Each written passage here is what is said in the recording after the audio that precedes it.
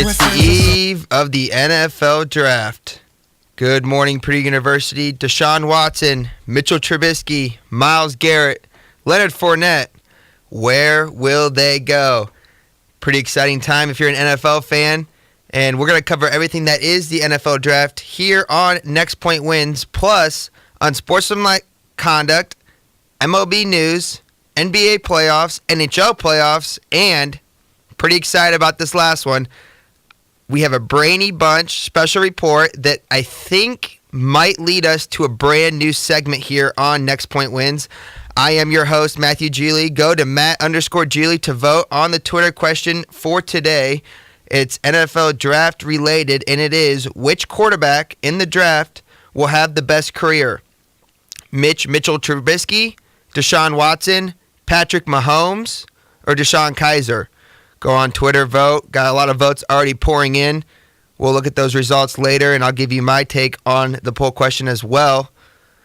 Also, if you have any questions, comments, concerns, anything you want to talk about, any topics for today, go to nextptwins@gmail.com. Got a lot of feedback last week after last week's show, so I got some new topics in the rundown here that I hope to get to later on today. So, looks like that we need to jump right into the scoreboard and get things going here. So, without further ado, here it is. Scoreboard, scoreboard, scoreboard, scoreboard, scoreboard, scoreboard.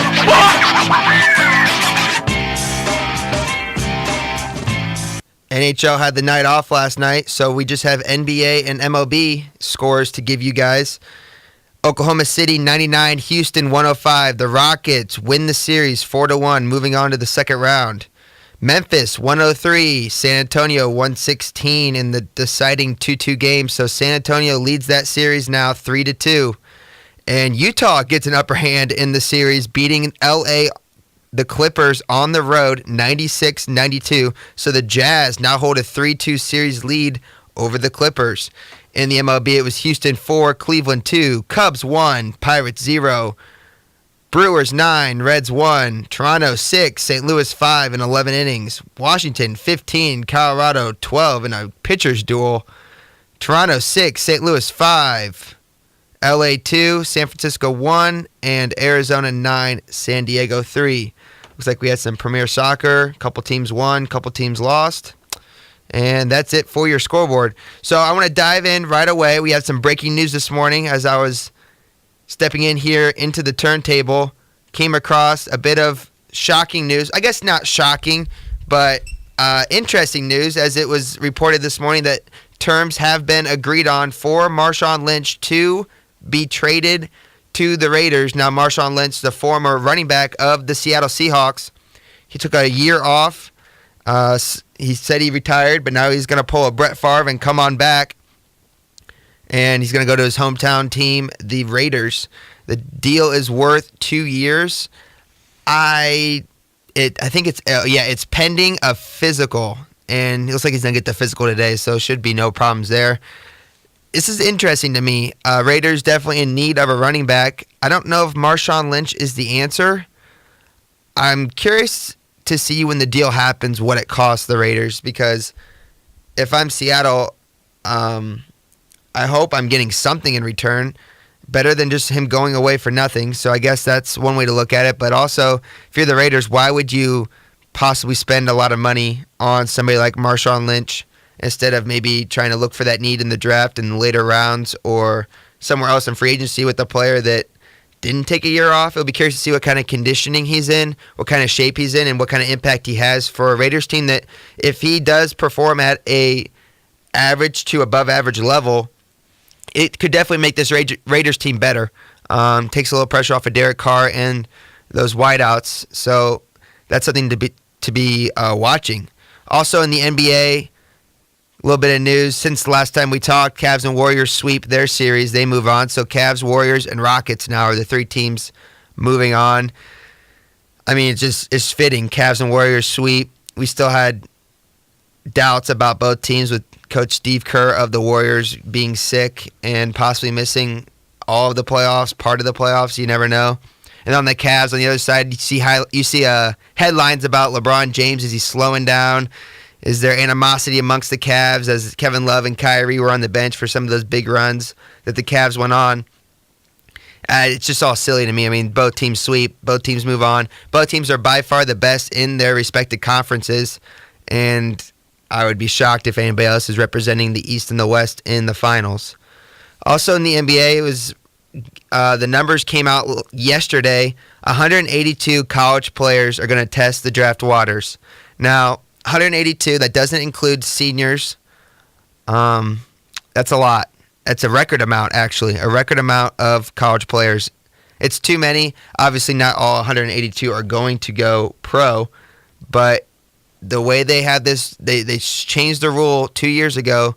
And now you can go and not hire an agent and go through the entire process. And it doesn't cost you a thing. Doesn't hurt your chances of being NCAA eligible. Nothing changes. So for a lot of players, they'd be crazy not to go. There's a few that shouldn't go because if you don't get looked at, it could really hurt your stock in upcoming years or this current year if you decide to stay in the draft. But it puts these programs in college in a tough situation because you don't know for sure what scholarships you have open and what scholarships are taken. And so it's hard to sign transfers. It makes it hard for transfers, and we have tons of college players transferring in college basketball. It seems like every year it's more and more. And a lot of fifth-year guys, you still have a couple unsigned high school players in the top of their class or in the top third or half of their class that aren't signed. And some of these top programs have no idea how many scholarships they're going to have available for these players, and you can offer it, and then you might have to take it away, and then that puts the kid in a horrible situation. You can't take away a scholarship of somebody who's going to test the waters. It's not allowed. So they just have to sit and wait, and for this next, just under a month or so, the waiting process begins for all of these schools.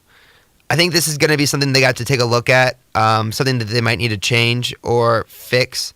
I don't know if you need to make the process shorter. I don't know if you need to implement some kind of rule. I'm not really sure I don't really have a great solution for this yet, but there's smarter minds out there than me, and hopefully in the NCAA committee they can sit down and kind of hash this out because it's not fair. It's not fair to these schools. It's not fair to the transfers. It's not fair to the high school players. But you don't want to take away the power from these prospects going to test the waters because it also, it's a nice advantage for them, and it's an advantage that a lot of them deserve. So I'm not saying that they need to completely do away with this. I do think there needs to be some minor tweaks to make the process smoother and easier for everybody. A little bit of MLB news. Jeb Bush and Derek Jeter purchased the Marlins, so they are the top bidders for the Marlins. So they will take over that franchise, and it's interesting Derek Jeter being back in, I wouldn't say the spotlight, but being back in the picture of the MLB. I think that's good for the MLB because he is a friendly face for all fans, no matter if you're a Yankees fan or not. You respected Derek Jeter and what he did on and off the field for the most part. So I would say, the Marlins had that brand new stadium a few years ago. It was really cool. They had the fish tank out there, really bright colors. They got the, pastel maybe is the word, pastel colors going and stuff. And then they just kind of, they still, if you ever look at highlights or even if you're crazy enough to catch one of their games, they don't fill the stadium. They don't come even close. And new management was definitely needed. So be interesting to see what Bush and Jeter do there. Also, the LA Dodgers called up their top prospect, Cody Bellinger. Touted to be a top 10 prospect, possibly number 10 on most lists. MLBpipeline.com has him at 10.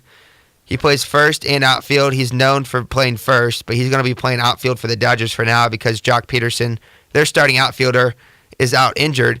So Cody Bellinger takes over that position, but he's touted as being possibly a Gold Glove winner at first base in future years. So he's got a nice bat. I saw all of his at-bats last night on MLB Tonight watching wraparound coverage as they were going from game to game, and his stance is really cool and different. I think it's cool because it's different. He stands almost straight up, and he looks super long. He's got a really long swing, and that could come back to hurt him a little bit. He's going to need to learn how to shorten that up because it's hard to get around on, the express pitches, the heaters down the middle, when your swing is so long, especially if you're thinking off speed. It turns into a guessing game if your swing is too long. You look at some of the best hitters in the MLB, and they're slap guys. Slap it around. Trey Turner, great example. Last night he hits for the cycle. That's a guy who goes up there and just tries to slap it. He still hits homers. Like, he's still hitting the long ball, but he's got a nice, short, crisp, to-the-point swing where Bellinger, and this is something that they'll fix. I mean, that's something that it's not a hard fix. They'll take some reps, and you don't want to completely tweak with the guy's swing or a guy's stance, but you're going to want him to shorten it up a little bit. It also turns into a guessing game. You're going up there every pitch thinking off speed or heater. And if it's not one of the two, you lose. And 50-50 doesn't always work out because a pitcher's not going to throw 50-50 one way or the other. So it'll be interesting to see his development in the majors. I don't know if he stays up for good this year. I think that he is going to be obviously the eventual replacement for Adrian Gonzalez at first base for the Dodgers. I don't know if that comes this year. Heaven forbid Gonzalez gets hurt, but that would be one situation where I would see him staying up for a long period of time. But as soon as Peterson comes back from the DL, I fully expect Bellinger to be back in the minors unless he goes on a tear. Some golf news from last week that happened after the show. Tiger Woods reportedly having his 4th back surgery in 3 years. That's tough. I would say 4 back surgeries for anyone in their life is a lot. To have 4 in 3 years it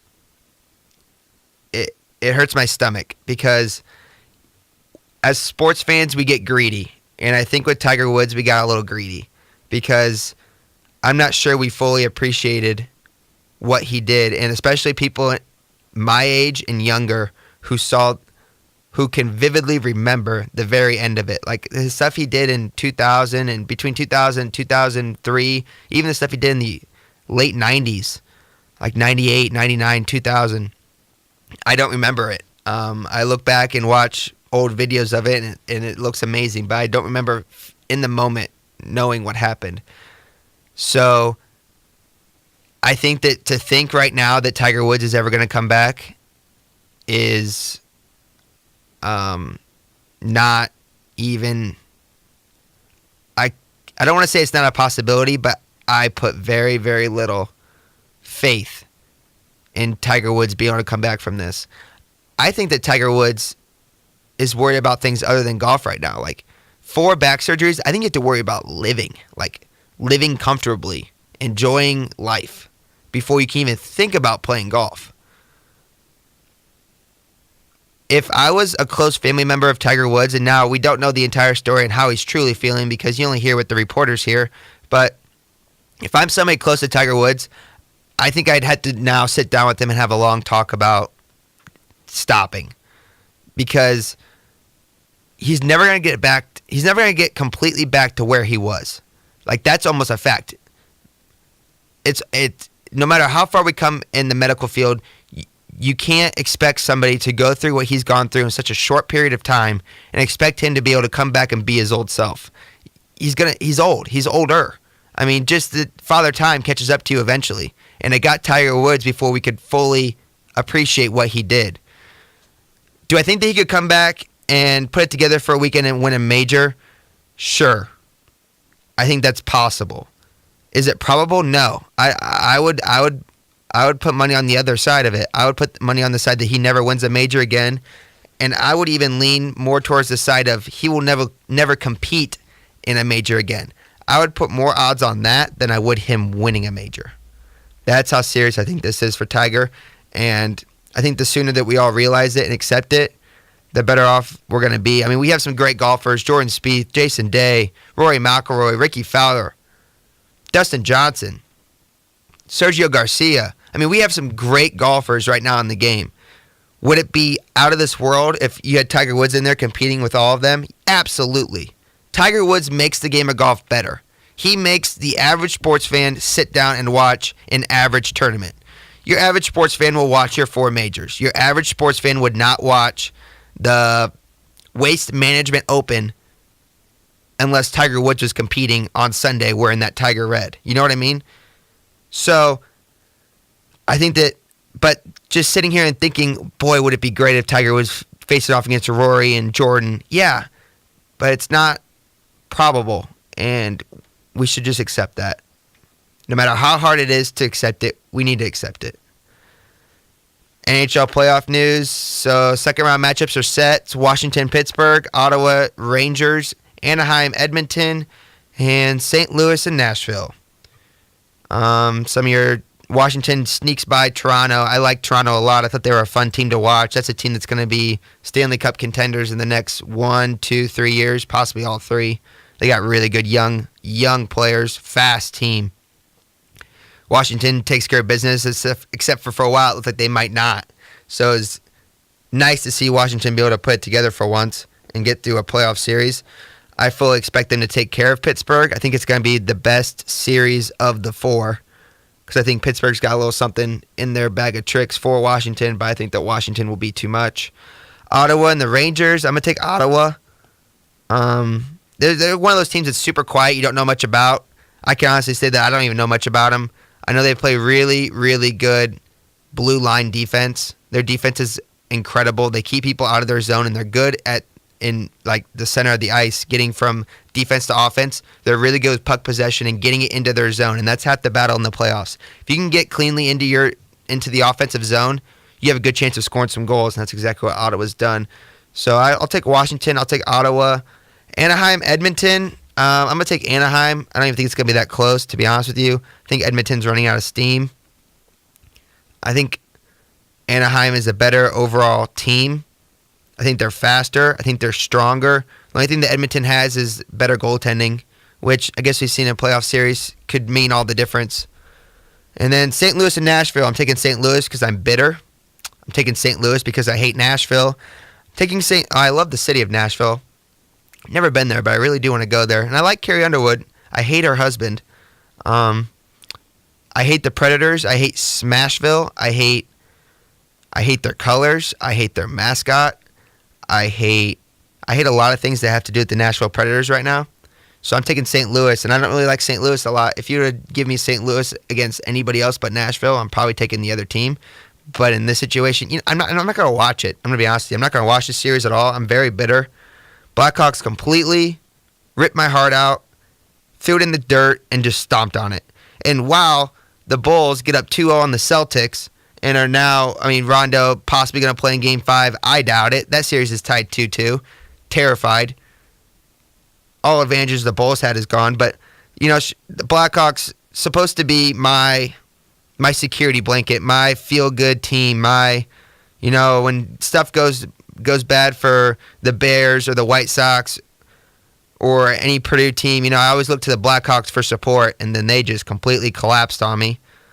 They're going through some off-season coaching changes as they fired assistant coach Mike Kitch and the head coach of their Rockford minor league hockey team. Both of those guys are gone. So, I'm going to take St. Louis, Anaheim, Ottawa, Washington. I think this is obviously Washington's to lose, and I don't even think it's going to be close. Could be. I don't think so. Let's see, what else? NCAA football news. Michigan, they've been in Rome. Do you guys know that? Michigan, the football team, they went to Rome. I love what Hardball does. I love that he does this because it makes so many people mad in the SEC. So many people. Because if I'm a recruit and I'm a top recruit and I have to choose between your Alabamas, LSUs of the world, or I have to choose between Michigan and Ohio State, on paper, Alabama and LSU have the upper hand solely based on, if we're talking just like by name and by location, you're going to go south. It's a given. You're going to go south.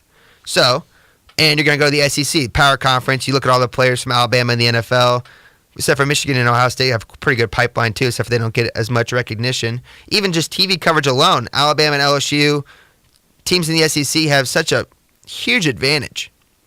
So, how, if I'm Michigan and Ohio State and teams in the Big Ten and teams outside the SEC and the ACC, Big 12, how do I stay competitive? Well, Michigan is genius. I take my team to Rome. Are you kidding me? If I was a senior right now and I'm like, where am I going to go? I'm going to Michigan. If it's really that close and I'm like down to like just the bottom of the barrel, can't decide between Michigan or any other school, I'm taking Michigan because that's awesome. I mean, yesterday they were playing paintball. Now, I don't know why you go all the way to Rome to play paintball, but Hardball, his coaching staff and these players played paintball for like 4 hours. That's pretty cool. They went to the Coliseum. They were spending an afternoon at the beach. Like, that's awesome. That is so cool. And people hate it, and I love it. Just keep doing it, Hardball. Keep being you. I mean, just he's turning me into a fan. I think that I have this, like, dream, and a couple people are with me on this one. I think within the next 3 years, Hardball might be the coach of the Bears. I'm going to drop that right now. I'm going to say it again. I'm probably going to clip this and keep it in my archives so I can bring it back out when it happens. Hardball is going to be the head coach of the Chicago Bears. I think that's where he ends his coaching career. I think he stays at Michigan. He wins a title with Michigan, and then he leaves. Because like he's been in every other place, he gets tired and bored, and he moves on. And I think that's exactly what he's going to do with Michigan. Last bit of headliner news before we get into the good stuff. NASCAR, Dale Earnhardt Jr. announces he's going to retire at the end of the season. Sad news for the NASCAR fan base. He was by far the most popular driver in NASCAR. Dealt with some concussion issues last year and missed most of the season. I guess it was really serious and scary at some points during that recovery process. He's getting married. Looks like he's probably going to want to start a family. Saw him interviewed on the Dan Patrick Show a little while back, and he talked about how Dan asked him, he said, you know, if you win the title, will you retire? And this is before he announced this. Was like a couple months ago. And Junior goes, oh, absolutely. If I win the title, of course I'm retiring. He goes, there's no better way to go out. So that kind of put the idea in a lot of people's mind, and he came out the other day and said that he will retire at the end of the year, win or lose. And good for him. I wish him nothing but the best. His wife was on with him on that Dan Patrick interview, and she seemed spectacular. Like he's got a great life going for him. He looked happy. He looked content. And it's going to be, for the first time in a long time, no Earnhardt behind the wheel in NASCAR. I think it's over 40 years now, 42, if I remember correctly. 42 years where an Earnhardt has been racing, which is a crazy, I mean, when you think about it, that's crazy. So, good luck to him. 10:23 after the hour. Good morning, Purdue students. Dead week this week. Finals coming up next week. Hopefully everybody survived Grand Prix. I sure know I had some fun. I have a lot of Grand Prix stuff to get to and talk about. We're going to get that after a quick commercial break. We also have Unsportsmanlike Conduct. We're going to come back with that right away. I have 4 really good Unsportsmanlike Conducts that we're going to tap into. And then it's looking like a Brady Bunch report. You know, I keep on turning around and looking behind me in the back room, and people are running around. Papers are being printed. I saw somebody just trip and fall a little bit ago. There's a lot of work going on back here by the Brady Bunch. I'm not quite sure what we have developing. I was told new segment, possibly.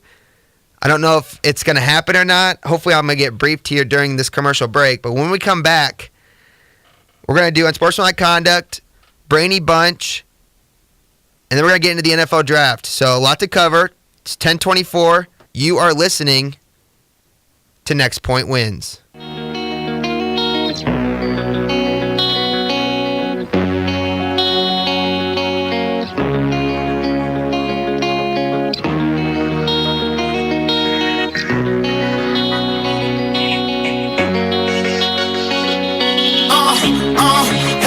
I was thinking about her, thinking about me, thinking about us, where we gon' be, hope in my eyes, yeah, it was only just a dream, so I travel back, down that road, we should come back, no one knows, I realized, it was only just a dream.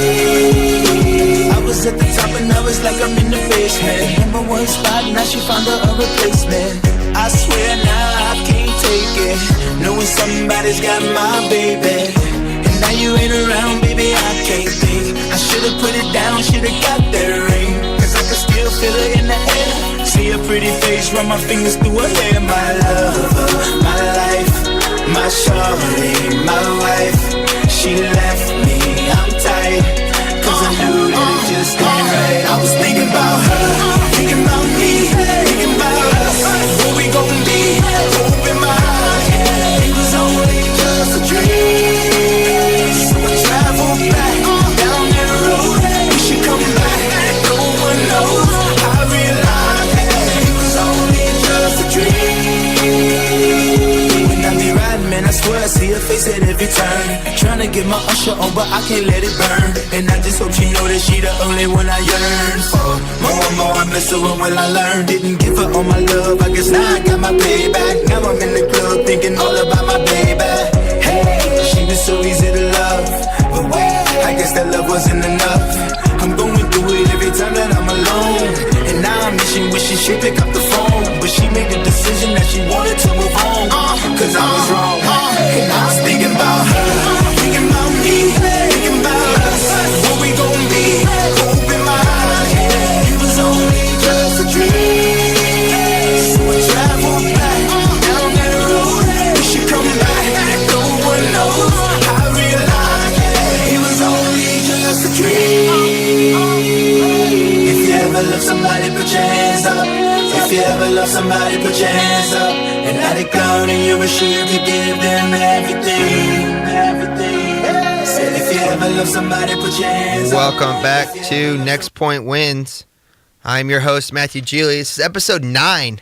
Episode 9. One more to go next week.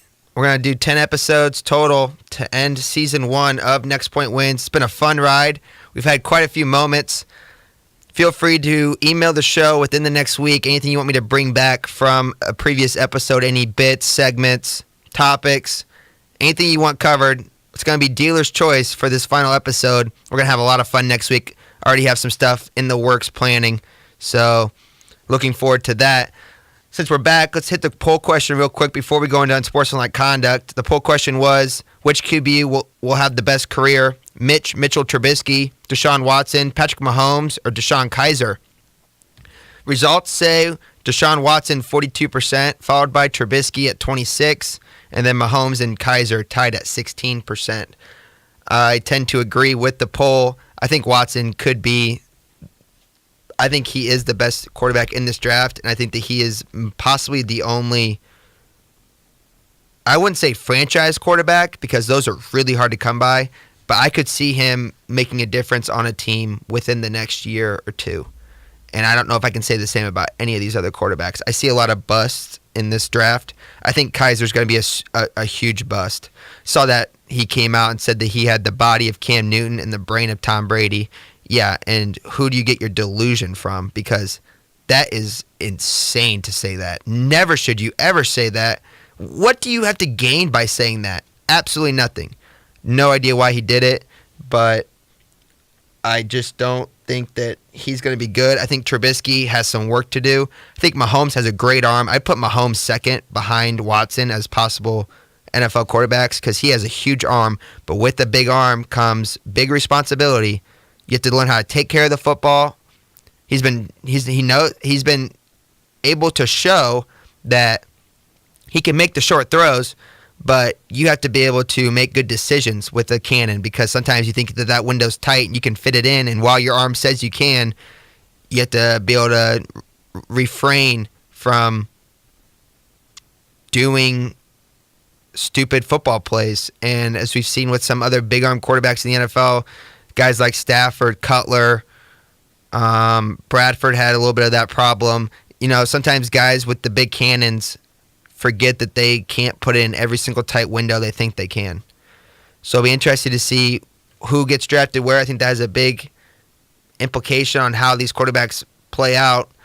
We'll get more into that and other draft news later on. But now, it's time for Unsportsmanlike Conduct. And now, an unsportsmanlike conduct. Personal foul, number 15, unsportsmanlike conduct. That's a horrible call!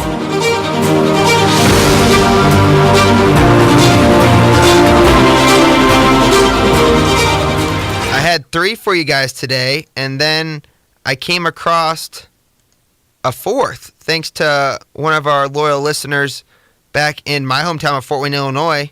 Fort Wayne, Illinois. Oh my gosh, I was reading my rundown. Fort Wayne, Indiana. So I have 4 actually. First one, it's going to stay draft related. This unsportsmanlike conduct goes out to Reuben Foster and Jabril Peppers. They both tested for a diluted sample, and let me give you a little flashback to a previous show I had where, let's give Reuben Foster a round of applause because he is the first ever unsportsmanlike conduct back-to-back participant. Thank you, Reuben Foster. You have now made it on unsportsmanlike conduct twice in this 9-episode season. Doesn't happen very often. Well, it's the first time ever, so congrats to you. He was on last time in unsportsmanlike conduct because he got kicked out of the NFL draft combine because he was screaming at a physician.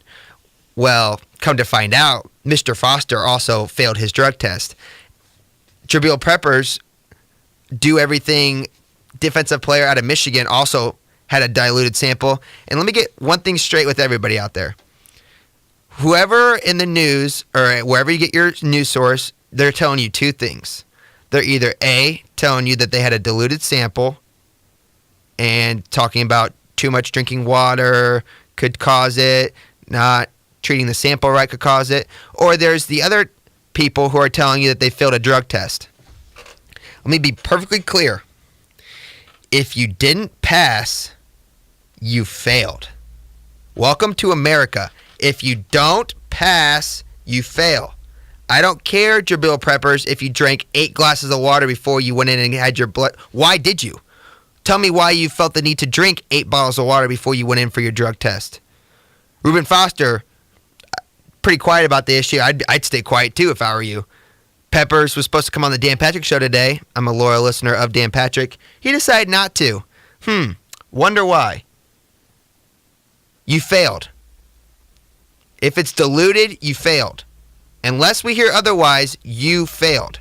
And their draft stock is going to be affected because of that. And this is where it gets really interesting because somebody is going to hit jackpot on these 2 guys. I think Reuben Foster is the best defensive player in the draft. I think that he could end up being one of those linebackers that is a mainstay for years. I think that he could be the next, I don't want to make a comparison, but I honestly think that he might be the most raw talented, athletically gifted, physically fit player in this draft. And with this failed drug test, he's going to drop down some slots. He was originally supposed to be a top 10 pick. Now he's in top 15. I could see him dropping even lower because people don't want to deal with him. And then somebody like Green Bay or New England or, Pittsburgh, one of those teams that always seems to be pretty good year in, year out, they're going to get themselves the steal of the draft. Peppers, on the other hand, who's supposed to be a late first round, possibly one of the last picks of the first round, this could cause him to fall back into the second round, which costs you some money. He's another player that I think is just a playmaker who goes out there and just knows, he just has a knack for the ball and playing the ball and making plays. And he's also going to make some team very, very happy, and it's going to be at a bargain deal. So these 2 guys fail their drug test. It's going to cost them some money because they're going to move down in the draft a little bit, but it's also going to just be a jackpot for somebody. Reuben Foster, he's going to be really, really good. But you failed. You didn't pass, which equals you failed. I hate to be so blunt about it, but it drives me nuts when people try to make excuses for these guys. No, they failed. Like, they didn't pass their test. If you don't pass the test, you failed the test. If I went to my finals next week and I didn't pass the test, but I walk into my professor's office talking about, my pencil wasn't sharpened all the way. I couldn't study last night because a great playoff game was on. If you go in and make excuses as why you didn't pass, he's not going to be like, okay, all right, well, here's your A. No, I failed because I didn't pass. Unsportsmanlike conduct, Reuben Foster, Jabril Peppers. Shout out to Reuben Foster, 2-time unsportsmanlike conduct recipient. Proud of you, really. I was hoping somebody would get there before the end of the season. We got one. Love it. Second unsportsmanlike conduct goes to McCain Foods. Personally, don't know what McCain Foods is, but I saw this article about they're on back order for their hash browns because bits of golf balls are showing up in the hash browns. Yeah, it happens. Yeah, mix golf balls and hash browns. How do you mix golf balls with hash browns?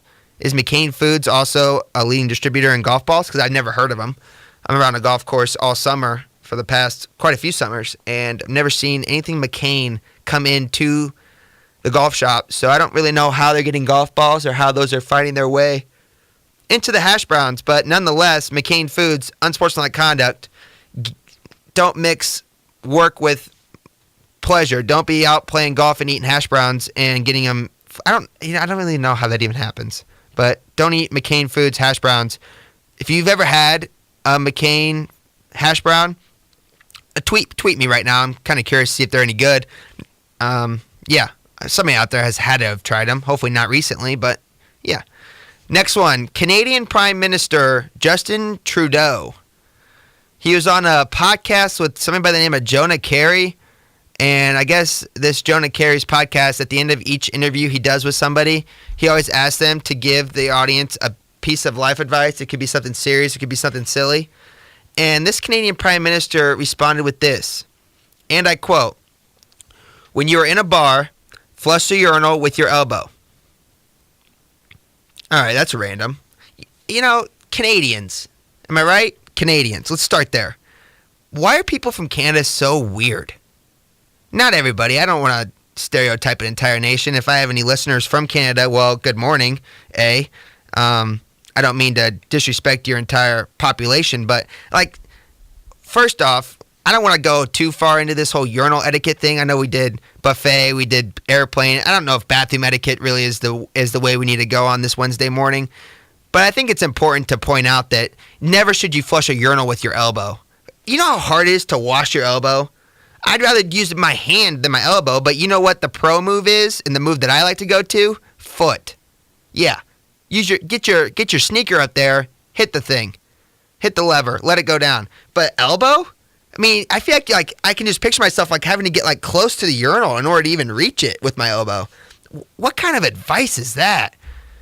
Canadian Prime Minister, just know your role and learn how to flush correctly. Use your foot or use your hand and wash it. Like, we don't use our elbow. Come on. Unsportsmanlike conduct, 15-yard penalty. Last but not least, this one is the one that came to me this morning thanks to a loyal listener, Mike in Huntertown. Mike emailed me this morning. I had seen the headline, but I hadn't been able to find a good video that properly narrates what happened. I'm going to give you a little background before I play this. There was a brawl in a minor league hockey game between the Fort Myers Everblades. Oh, that's a funny play on words there. The Florida Everblades, I like that, and the Orlando Solar Bears. Minor league teams can have such funny nicknames. Love it. Okay, so two rival, I guess, Florida playoff teams in the minor league. Looked like Orlando was up 3-0 with a minute to go in the third period, so the game was pretty much over. This was Game 4, so I'm sure there's some bad blood from previous games, and I'm going to play the audio, and then I'll help you dissect it and give you some more feedback afterwards.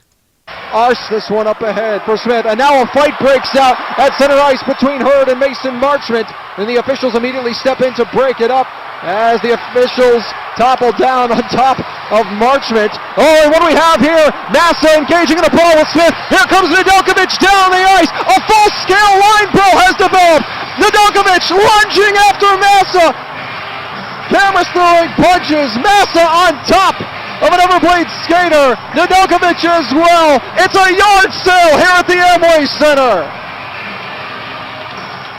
A mass of players converge. Several Solar Bears players on the edge of the bench. They're ready to hop over as well. Oh my goodness. Everyone's squaring off with each other. Justin Buzio receives a punch from Smith. Yutzi will back off. Nedeljkovic throws Massa's mask into the wall. That's going to have to be an additional penalty on top of that. That's just poor sportsmanship. I'm sorry. All right. So, Orlando was leading the game 3-0. Florida comes flying in, the Everblades, starts this fight. Both goalies ended up getting into it. I mean, just punches thrown everywhere. I would have to say that Florida had landed more punches than Orlando from what I just saw, so at least they didn't completely lose the day. Two things that are hilarious. Number one of my favorite, I don't know if it's a quote, I guess my favorite saying in all of hockey, and it's used in, I think it first originated in snowboarding, yard sale. What a great, I love that. He goes, it's a yard sale because everybody's sticks, gloves, helmets, everything's just laying on the ice. That's hysterical. I'm pretty sure it originated from snowboarding. If you see somebody going down the mountain and they wipe out and they lose their gloves and their ski mask and their goggles and whatnot and their board, you yell yard sale in your skater boy voice. So that's hysterical. Second, what he was referencing was a goalie's mask was picked up by an opposing player and chucked against the boards. And the announcer goes, that's just unsportsmanlike conduct. Right. It is unsportsmanlike conduct, and that's why we named the segment unsportsmanlike conduct. But we can't just sit here and say that the 6-man brawl on each side, melee that just happened on the ice, people just getting knocked out. But what we're going to be mad about is somebody throwing a mask against the wall. It just cracked me up when I first heard it. Go on YouTube today and everybody look up. You could probably even look up minor league hockey fight, or if you want to get crazy, just put in ECHL playoffs fight, and almost guaranteed it's going to pop up. It's worth a watch. It's one of the better fights I've seen. They're all going to get on sportsmanlike conduct. Shout out to the announcer for shouting out the show and giving us a little bit of love there. So that was exciting.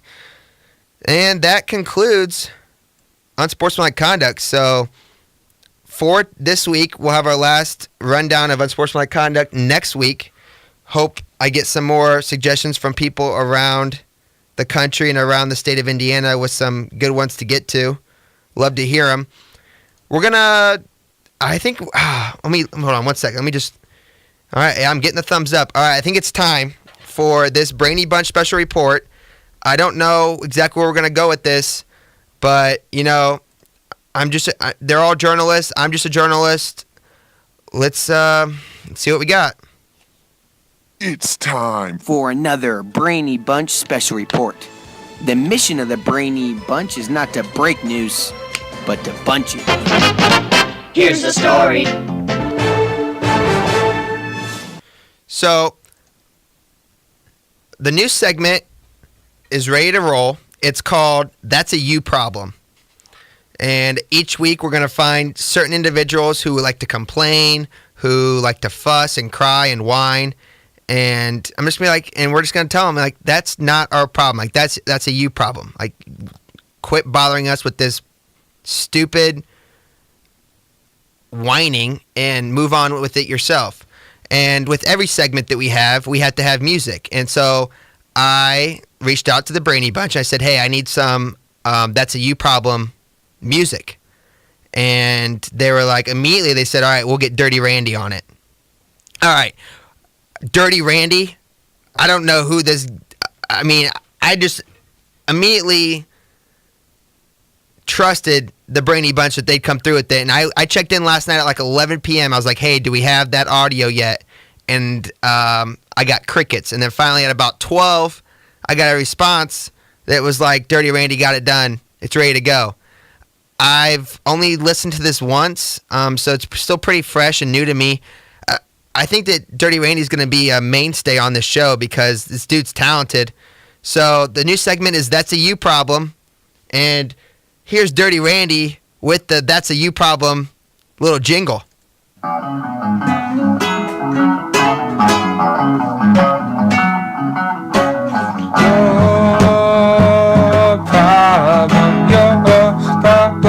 Not my problem, your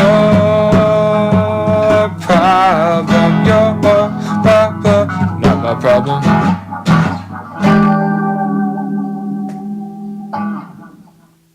Dirty Randy, bringing the thunder on this Wednesday morning. Thank you, Dirty Randy, for submitting your That's a You Problem music. And our first That's a You Problem goes out to Madison Bumgarner. He's a starting phenom pitcher for the San Francisco 49ers. He bruised his ribs. Well, he told us all about it in an interview. He goes, yeah, I have bruised ribs. I sprained my AC joint and my pitching shoulder, and I'm really sore, and I'm trying to get better, but I'm going to be out for 2 months. Well, normally we'd be very concerned about Madison Bumgarner because he is such an important player for the San Francisco 49ers, but there's a reason why this is a you problem. That's because he hurt himself in a dirt bike accident on Thursday's day off in Colorado. He rented a dirt bike, went up into the mountains, and wrecked it, and now he's out 2 months. Your starting stud phenom pitcher is out 2 months because he decided on his off day to go on a dirt bike track. That's a you problem, Madison Bumgarner, and it's up to you to fix it. I don't think any of us should care, and I think that he should probably get, I don't know if you can get fined by your team, but that's inexcusable, and it's not good. Number 2 goes out to, let's see here. Oh, yeah, this is a good one. Russell Westbrook.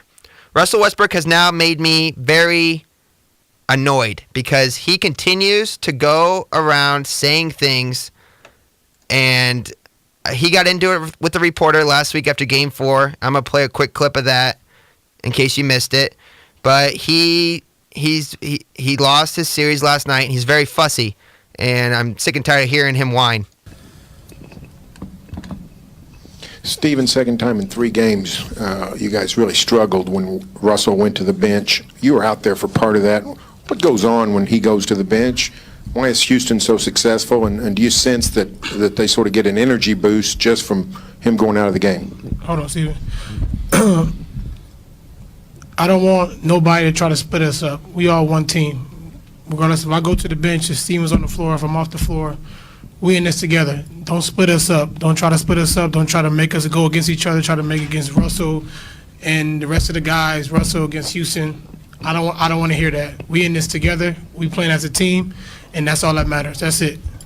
Yeah, Russell, I'm not trying to split you up, but twice in 3 games, you guys have not played well at all when you've gone to the bench. That's fine. I'm just trying to figure out what's going on. Say, Russell, you ain't played well at all. Say Russell and the team haven't played well. Don't say when Russell goes out, the team don't play well. It don't matter. We in this together. That may be, Russell, but I asked Steven a question. And it's a legitimate between me and you. Next question. It's a legitimate question. Next question. There's a couple things here. Number 1, it is a legitimate question. No matter what Russell Westbrook wants to say, that's absolutely a legitimate question, and it's one that Steven Adams should have had to answer. And Russell Westbrook's dead wrong for thinking that that's not a question that should be asked, because it absolutely is. Russell Westbrook has put himself separate from this team, no matter if he likes it or not. And I don't think that his style of basketball is a style that you can win an NBA championship behind. I think the way he plays right now, you can't win an NBA championship. I think he's a phenomenal player. I think he's the MVP of the NBA. I think he put up crazy numbers all year long, and he's a great basketball player. But the way he plays does not translate to winning championships because it's not a team game. It's a him game. And it's true. When he goes to the bench, the Thunder are horrible. The Thunder look like a high school team when he goes to the bench. So to ask Steven Adams why that is not a bad question, because they're all professional athletes getting paid professional amount of dollars, and they should be able to carry the weight of the team when Westbrook is on the bench trying to get a breather. So Steven Adams should have piped up and answered the question. And the question wasn't asked to Russell Westbrook, and he got his say in, and I get what he's trying to say, like, don't split us up. I get it, but that's not what the reporter was trying to do. And if your locker room is as tight as you make it feel like it is, one reporter's question to Steven Adams shouldn't split up an entire team. So Steven Adams just sitting there letting this all happen wrong. He should have taken the mic, and if he would have said, I don't want to answer that, or next question, or I have no comment, fine. That's fine. But he's got to say something because the question was asked to him. Good on that reporter for not backing down and keeping the mic until the question was answered, or at least trying to get his answer. Good for him. Russell Westbrook, if you are concerned about your team's chemistry and how your team is portrayed in the media, well, that's a you problem. Former Ohio State cornerback Garen Conley. Gareen Conley. I don't really know how to pronounce his name. He has been accused, this is pretty recent news, of raping a female in a Cleveland hotel earlier in the month, according to Cleveland police. Conley has not been arrested, nor has any charges been filed against him, as Cleveland police investigate the allegations. This is tough timing for him. Was projected to be a top 15 pick. I don't know if this is going to cause him to go undrafted or if he's still going to get picked up by somebody or how far he drops. I don't know. It could be financially huge for him, but that's not any of our problem. This is on him because I agree with you are innocent till proven guilty. That being said, if somebody is accusing you of this, they must really hate you or they must really think they can get a profit off of you if it's not true. Because if you're making enemies to the point where a day before, probably the biggest day of your life, you're getting charged with accusations like this, not good. Not good at all. So, Conley, this is a you problem, and you should probably figure it out. And if you did do this, you deserve everything that comes to you next. So that's a you problem for you. Last but not least, this one is near and dear to my heart. I was rooting hard for Jeeds. If you don't know what a Jeed is, it's somebody who's not in a fraternity. It's somebody who's independent. During the Grand Prix, a lot of fraternities enter their carts, and there's a lot of dorms that enter their carts as well as some societies. Well, we had quite a few fraternities leading the race until one maniac driver out of my hall, Carey Racing, with the fastest car on the track, takes the lead with about 10 laps to go and holds on for the victory, winning it for Carey, winning it for all the Jeeds out there. Had me up on my feet, had thousands of people there up on their feet. It was a really cool atmosphere. Good for him. Good for Carey Racing. Proud of everybody. Made me happy. If DU, that's a fraternity on here on campus who definitely had one of the better carts, but, they forgot to, I guess, tighten things down, and they lost. They wrecked late in the race. So, DU, sorry. Tough luck. That's a you problem, DU. But the other you problem goes to the winning driver of Carey Racing, because I've had Brady Bunch members of my crew out trying to find this guy to get an interview with him for the show today. Somebody ran into him in the dining courts. Somebody messaged him on Facebook, Instagram, Twitter. Somebody gave a note to one of his pit crew members. Nothing. Crickets. I get nothing back. So, Next Point Wins gets the cold shoulder from the Grand Prix winner. That's going to be a you problem for you, Grand Prix winner. It's your loss. You're not on this show. It's not our loss. That's your loss. That's the first ever debut of That Sounds Like a You Problem. Once again, shout out to Dirty Randy. Incredible audio. We're going to bring that back here to end the segment. Talented guy. Hoping to hear from him more often. Good job, Brainy Bunch. You guys finally pulled your weight and came through with something big.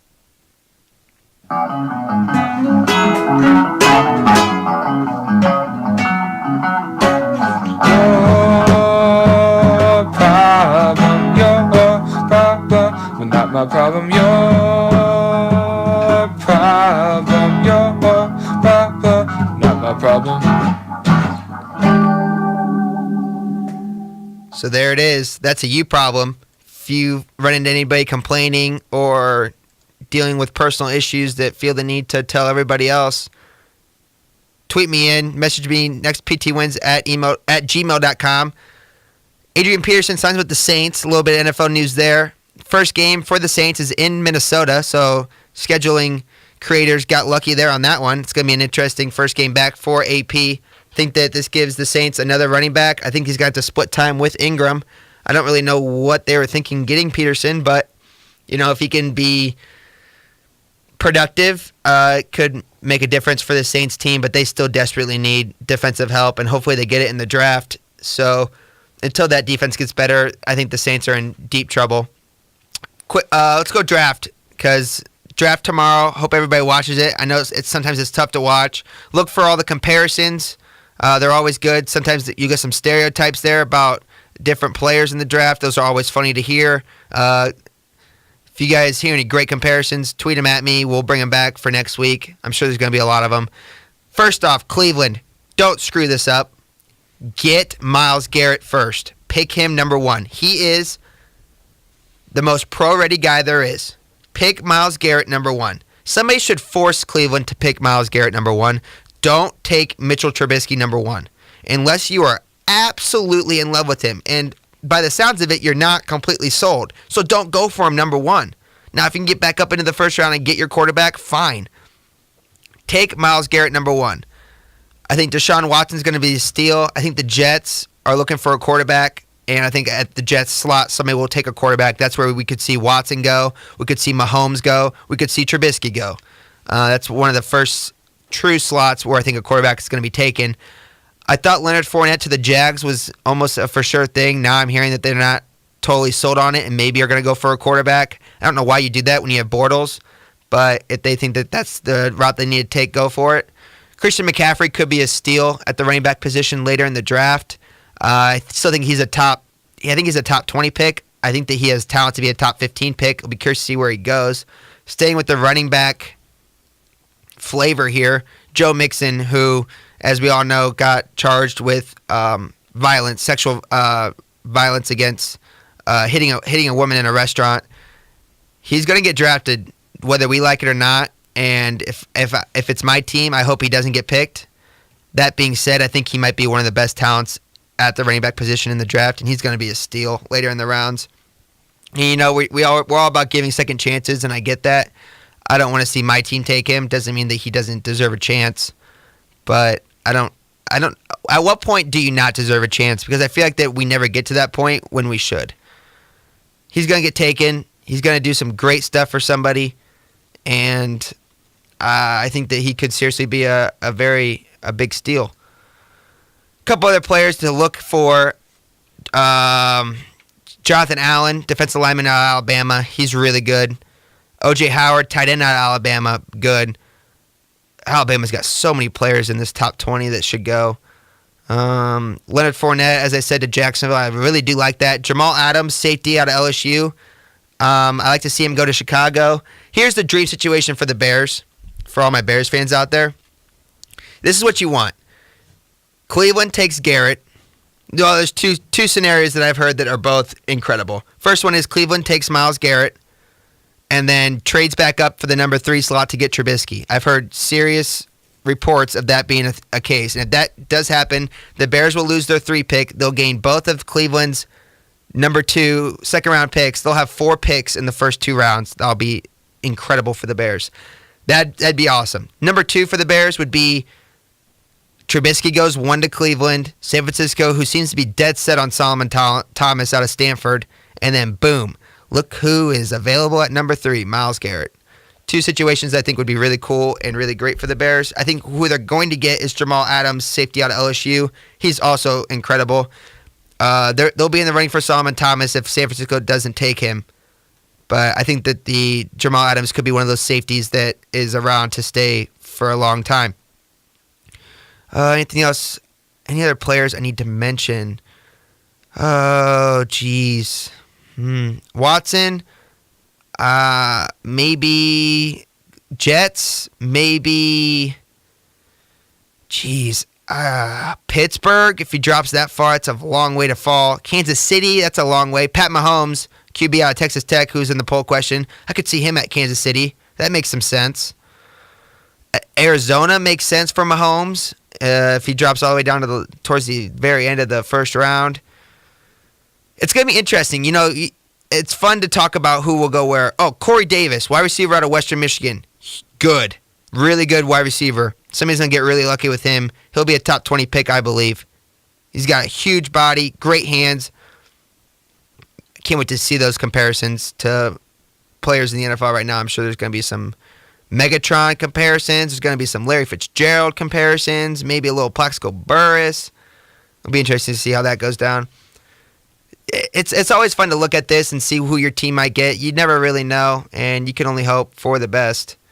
But yeah, so there's a little draft preview. We'll dissect the draft after it happens next week. 1993, this day in movie history, Conan O'Brien replaces David Letterman. I saw this today. Some dude in New York, he bowled a perfect 300 score in 86 seconds. and that's some kind of record. He's 23 years old. He works at a bowling alley in New York.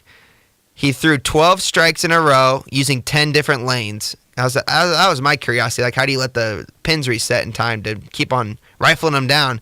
I guess it says that he bowls 50 games a week and normally scores an average of 225. So good for you, New York guy. Congrats on the world record, I guess. Oh, man. That was a fast hour, wasn't it? We only have 1 hour to go in season 1. We'll get that next week. The show is going to be Thursday morning, not Wednesday. Move your calendar, Thursday. I have a final Wednesday morning during this time slot that I have to take, so we're going to do the show on Thursday. We'll have a bunch of news for you there. If you haven't gotten enough of my voice and you want to hear some more, I'll be broadcasting live on BTN To Go Saturday and Sunday as Purdue baseball takes on St. Louis. Saturday and Sunday. Saturday's game is 6 p.m. Sunday's game is at 1 o'clock. So check that out if you want. BTN2Go.com. I'll be on the play-by-play with Clinton Cole and Hunter Mason-Gill for those 2 games. Been seeing a lot of really good Purdue baseball. They just whooped on Fort Wayne last night, 18-0. I was out there for that game as it was $2 hot dog, nachos, and ticket night. Best deal in town if you haven't done that yet.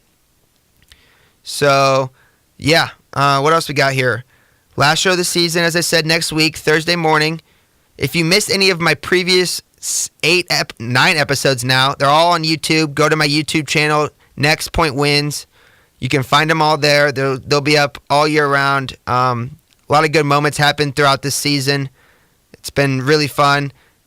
Anything special you want for that last show, email me, message me on Twitter, whatever you need to do.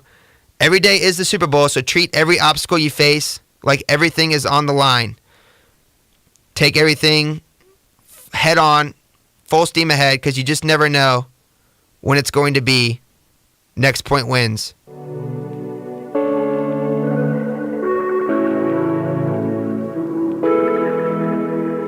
I gave up on time, just like you said you would. There are tiny cracks of light underneath me, and you say I got it wrong. But I try hard to uncover them.